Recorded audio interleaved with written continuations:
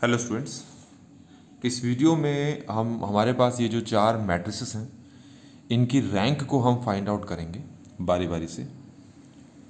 सबसे पहला वाला आप मैट्रिक्स देख लें। ये आपके पास 3x3 ऑर्डर का मैट्रिक्स है और अगर आपको इसकी रैंक फाइंड करनी है तो हम क्या करेंगे, इन मैट्रिसेस के डिटरमिनेंट को फाइंड करेंगे। तो सबसे पहले हम क्या करते हैं, इस पूरे के पूरे मैट्रिक्स का डिटरमिनेंट फाइंड आउट करने की कोशिश करते हैं। तो आप भी खुद करके देख सकते हैं। तो अगर मैं इसका डिटरमिनेंट फाइंड आउट करता हूं तो ये काम आप खुद भी कर सकते हैं। तो मुझे जो आंसर यहाँ पर मिल रहा है वो आंसर मेरे पास है 2। आप खुद भी इसको एक बार चेक करके देखें कि आपका आंसर 2 आ रहा है कि नहीं आ रहा है। अगर किसी मैट्रिक्स का डिटरमिनेंट 0 नहीं आ रहा है, जो कि यहाँ के केस में हुआ है, तो जो क्वेश्चन है उसका सलूशन वहीं पर कंप्लीट हो जाएगा। इस वाले क्वेश्चन का सलूशन यहीं पर कंप्लीट हो गया क्योंकि आंसर 0 नहीं आया है। तो हम ये कहेंगे कि ये जो मैट्रिक्स है इसकी जो रैंक है वो हो जाएगी 3, क्योंकि ये जो मैट्रिक्स है ये 3x3 ऑर्डर का है। ठीक हो गया। लेकिन बाई चांस अगर यहाँ आंसर 0 आ गया होता तो क्या करते हम? अगर यहाँ पर आंसर 0 आ गया होता तो फिर ये जो मैट्रिक्स है इसकी रैंक 3 तो नहीं होती। तो फिर क्या करते हम? फिर हम क्या करते कि यहाँ पर हम हर एक एलिमेंट्स के माइनर को यहाँ पर कंसिडर करते। जैसे कि इस वाले एलिमेंट का माइनर क्या है, ये है। इस वाले एलिमेंट का माइनर क्या है, ये है। इस वाले एलिमेंट का माइनर क्या है, ये है। इसका माइनर क्या है, ये है। जैसे मैं इसका माइनर अगर आपको बताऊं कि माइनर ऑफ इसका पोजीशन क्या है 2 1, तो वो होगा डिटरमिनेंट की फॉर्म में 2 3 10 18।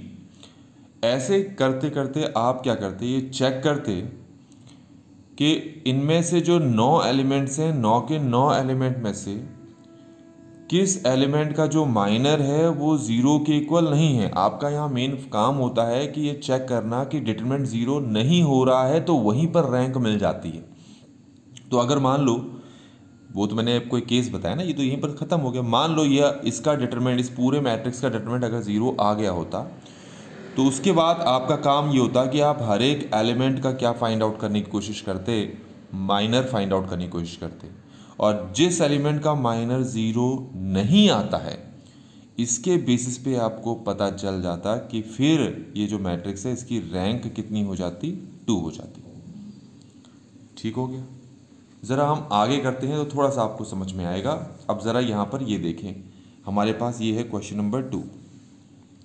अब ये क्वेश्चन नंबर जो 2 है, इसमें जो आपको मैट्रिक्स दे रखा है, अगर आप ध्यान से देखें तो ये एक स्क्वायर मैट्रिक्स नहीं है। तो स्क्वायर मैट्रिक्स नहीं है तो हम डिटरमिनेंट भी फाइंड आउट नहीं कर सकते। तो आपको क्या करना पड़ेगा कि ये जो मैट्रिक्स है क्या ऑर्डर है इसका, पहले तो देखिए 3 रो 4 कॉलम है, तो 3/4 ऑर्डर का है ये। तो इसकी अगर रैंक फाइंड आउट करनी है तो आप इसमें से बड़ा जो स्क्वायर मैट्रिक्स निकाल सकते हैं वो निकाल लें। जैसे कि मैं इन 3 को लेता हूँ और इन 3 को लेने से, इन 3 को मैंने डिटरमिनेंट की फॉर्म में ले लिया। 1 -1 3, 1 3 -3, 5 3 3, और आप इसका आंसर निकाल लें। ये डिटरमिनेंट आप निकाल लें और चेक करें कि आपके पास आंसर क्या आ रहा है। तो मैं अगर इसका डिटरमिनेंट फाइंड आउट कर रहा हूँ तो ये 0 आ रहा है। क्या आ गया ये आंसर? इसका डिटरमिनेंट 0 आ गया, क्योंकि तुमने इन तीनों कॉलम को लेकर एक स्क्वायर मैट्रिक्स फॉर्म किया, उसका डिटरमिनेंट निकाला। अब मैं क्या करता हूँ, मैं इन तीनों को लेकर देखने की कोशिश करता हूँ कि मेरा आंसर कितना आ रहा है। इन तीनों को आप अपने हिसाब से कोई भी 3 ले लो। 1 3 6, 1 -3 -4, 5 3 11। जैसे मैंने स्टार्टिंग में इन तीनों को लेकर एक स्क्वायर मैट्रिक्स फॉर्म करके उसका डिटरमिनेंट निकाला, आप फिर इन तीनों को लेकर एक स्क्वायर मैट्रिक्स फॉर्म करके उसका डिटरमिनेंट निकालेंगे। आप इन तीनों को लेकर एक स्क्वायर मैट्रिक्स फॉर्म करके उसका डिटरमिनेंट निकालेंगे। आप इसका इसका और इसका लेकर ऐसे अपने हिसाब से कोई भी 3 कॉलम को लेकर एक बड़े से बड़ा स्क्वायर मैट्रिक्स आप फॉर्म करें और उसका डिटरमिनेंट निकालें। तो मैंने जैसे ये एक स्क्वायर मैट्रिक्स ले लिया, इसका अगर मैं डिटरमिनेंट निकालता हूँ तो मुझे इसका डिटरमिनेंट मिल रहा है -6 और मुझे यही चाहिए। लेकिन बाई चांस अगर यहाँ पर 0 आता तो फिर मैं एक और स्क्वायर मैट्रिक्स, बड़े से बड़ा स्क्वायर मैट्रिक्स यहाँ से फाइंड आउट करके उसका डिटरमिनेंट निकालने की कोशिश करता, पर मुझे यहाँ आंसर मिल गया -6।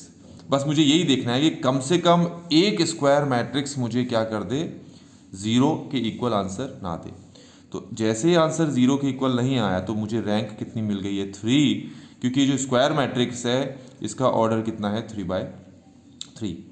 अब आप खुद ही देखें आपको यहाँ पर कितने सारे स्क्वायर मैट्रिक्स मिल जाते। एक तो इन तीनों को लेकर मिलता, एक इन तीनों को लेकर मिलता, एक इन तीनों को लेकर मिलता, फिर इस तरीके से आपके पास बहुत सारे स्क्वायर मैट्रिक्स यहाँ बनते।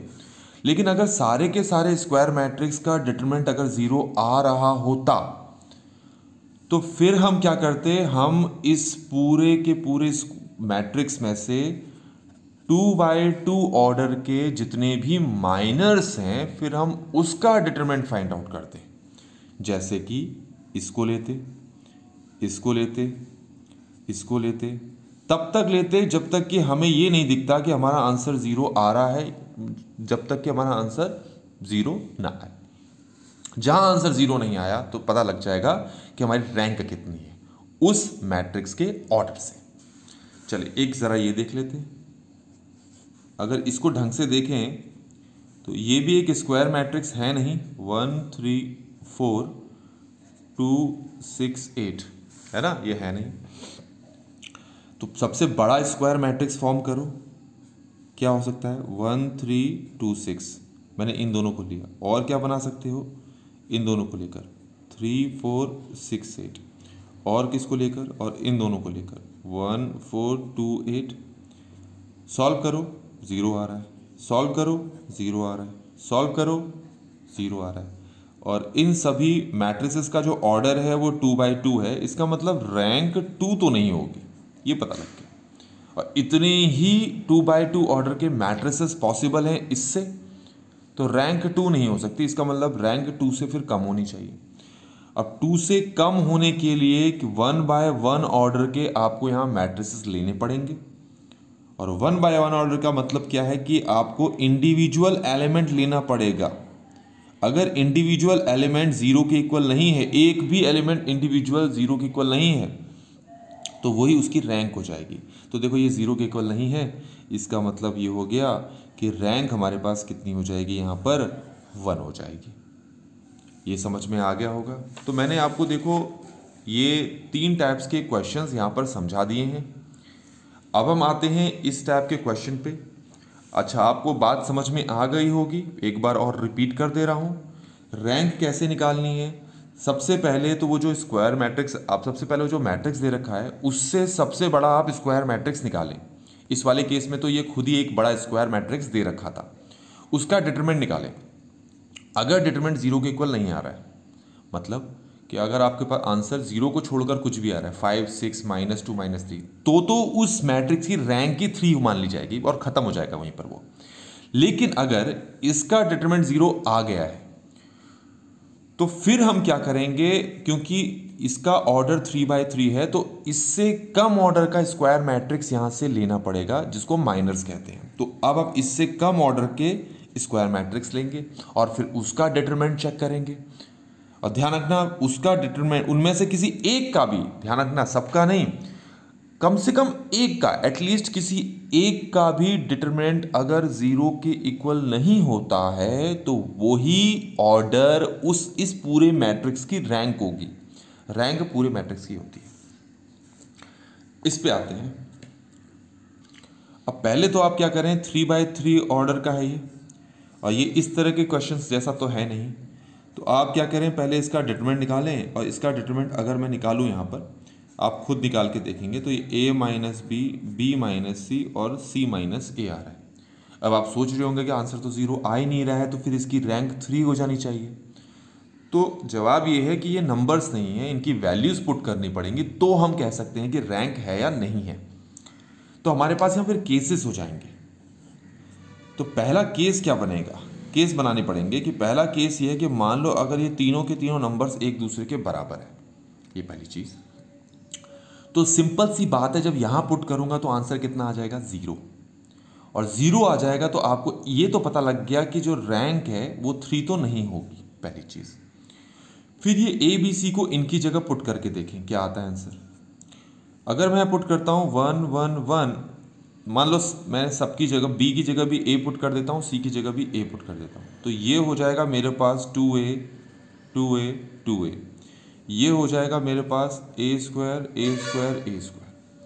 क्योंकि रैंक 3 नहीं है, क्योंकि आपने 3x3 ऑर्डर का एक मैट्रिक्स लिया था।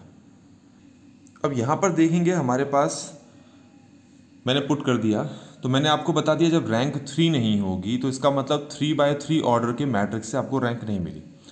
अब आप क्या करना पड़ता है, उससे कम ऑर्डर का मैट्रिक्स यहाँ से लेना पड़ता है, जो कि है 2x2 ऑर्डर का, जो कि इस पूरे मैट्रिक्स का माइनर होगा। तो जैसे अगर मैं ये 2 लेता हूँ तो भी मेरा इसका डिटरमिनेंट 0 आएगा।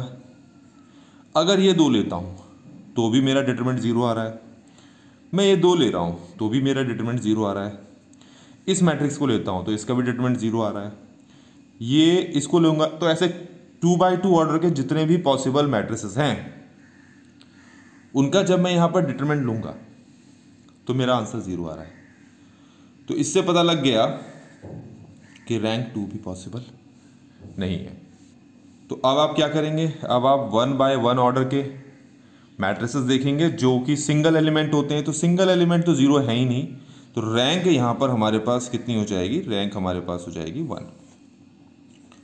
अगला केस है अगर ए बी सी तीनों के तीनों एक दूसरे के बराबर नहीं है तो अगर तीनों के तीनों एक दूसरे के बराबर नहीं है तो उस केस में ये जो मैट्रिक्स है इसका डिटरमिनेंट जब हमने फाइंड आउट किया तो ये आंसर आया, तो ये 0 होगा ही नहीं। और 0 नहीं होगा तो फिर रैंक कितनी हो जाएगी, 3, क्योंकि ये मिला है आपको 3x3 ऑर्डर के मैट्रिक्स को सॉल्व करने से। तीसरा केस है कि कोई 2 बराबर हैं लेकिन तीसरा बराबर नहीं है, कोई 2 बराबर हैं पर तीसरा बराबर नहीं है।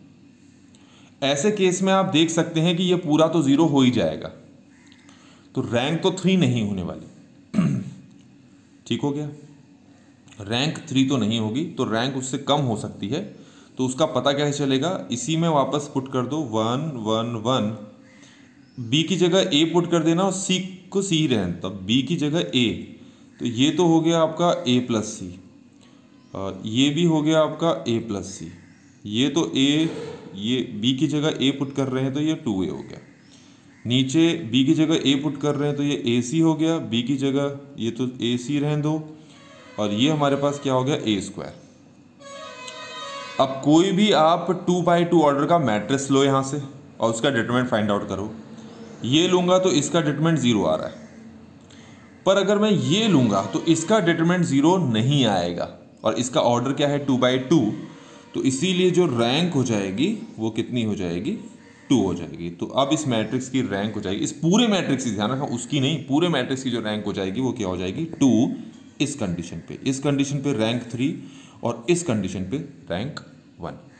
तो इस तरीके से बच्चों हमने ये जितनी भी मैट्रिसेस हैं इनका जो रैंक है वो हमने फाइंड आउट कर लिया है।